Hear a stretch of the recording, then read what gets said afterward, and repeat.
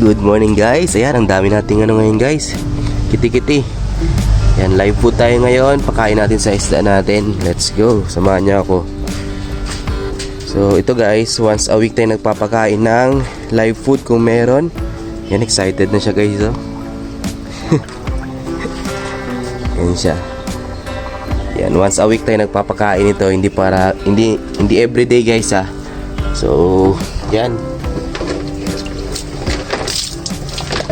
lang natin dyan. Isda natin dito guys. So lahat ng mga isda natin dito, makikita nyo guys, yan, lahat sila live food muna sila ngayon. Araw na to, yan. Live food muna sila ngayong araw na to guys, para makatikim naman sila. So yun,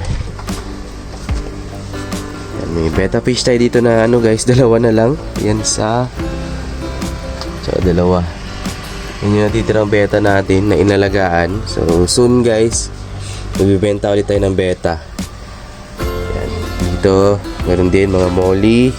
Dito may crayfish tayo dito na trailings, flower horn. Yan, mga molly. So pakain tayo. Ang dami nito guys, dito maubos. Tapon natin ito pagkatapos. So yan. Ito guys, oh, ang dami. Yan dito.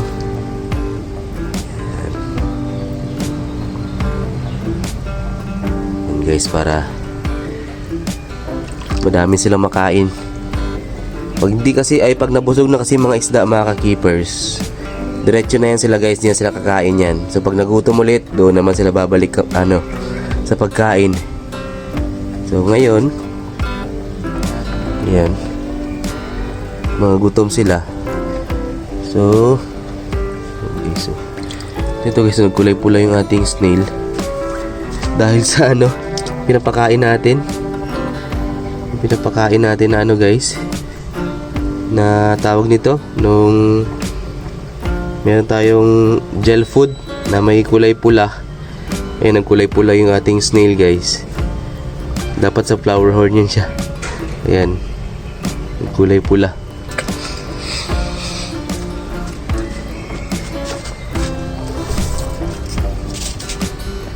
Ito dito, lagyan din natin. Makain sila.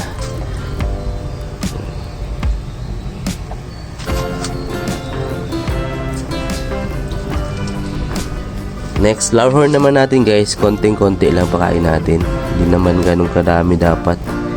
Baka kasi magkasakit ng hexa guys, yung bulate. So ito, konti lang guys, treat lang sa kanila. Ayan, para ma-excite lang yung mga flower horn natin. Ayan, para ma-excite lang yung flower horn guys. Yung ulo niya laki na.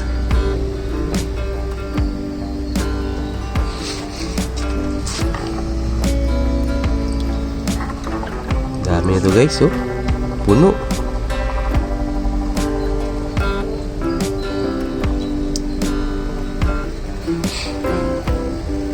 Ito mga mollies, molly, beta. Yan, mga molly naman tayo ngayon. Dito molly rin. Yan, live food muna sila ngayong araw.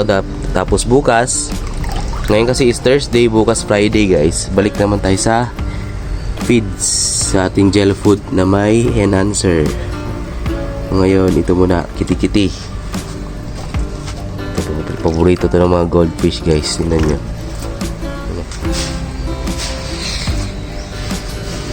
Paborito ng goldfish. Busog na yan sila guys. So, yan mga ka-keepers, dito may flower horn din tayo dito. Tatago dun sa ating sponge. Yan. Dito betta fish.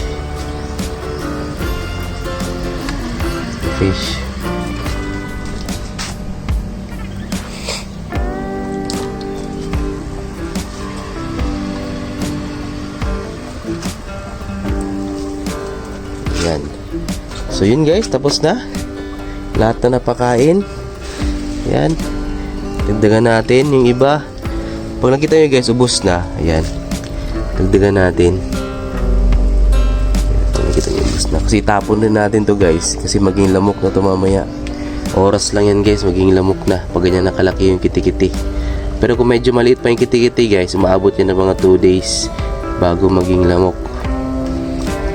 So, ayan. Tikiti muna sila ngayon.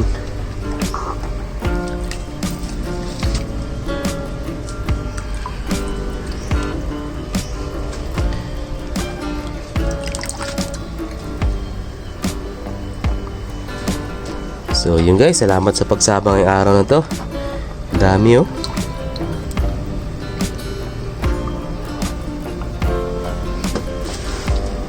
Yan, baka gusto nyo ng mga molly guys, pwede natin ipadala sa inyo. Yan, ship natin kung gusto nyo bumili. Murang-mura lang yung mga mollies natin. Paki-message na lang ako sa aking Facebook. Ayan, sa screen natin, Lian Encina, at saka sa comment section.